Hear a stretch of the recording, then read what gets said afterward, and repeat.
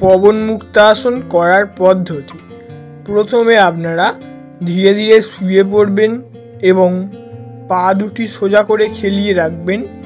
একটি একটি করে পা ভাঁজ করুন। প্রথমে আপনারা ডান পা ভাঁজ করুন এবং ডান হাত দিয়ে ডান হাতের কনুই ভাঁজ করে পুরোপুরি পেটের উপরে হাঁটুটিকে চেপে ধরার চেষ্টা করুন এবং যারা পুরোপুরি কনুই দিয়ে চেপে ধরতে পারবেন না, হাতের তালু দিয়েই চেপে সামনের দিকে চেপে রাখবেন এবং এইভাবে 20 থেকে 30 সেকেন্ড হোল্ড রাখবেন এবং পায়ের আঙুলগুলি অবশ্যই যে কোনো একদিকে সোজা করে রাখবেন, বাইরের দিকে রাখবেন বা ভিতরের দিকে রাখবেন।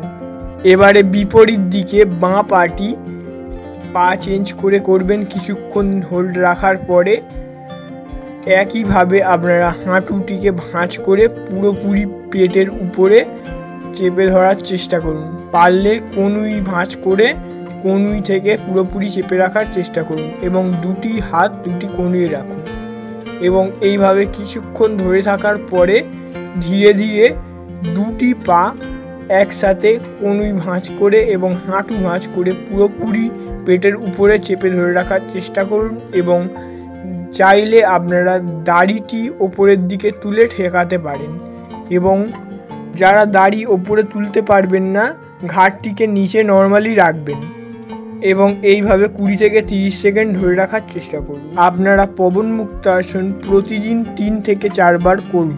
চলুন জেনে নেওয়া যাক পবন মুক্তাসনের উপকারিতা।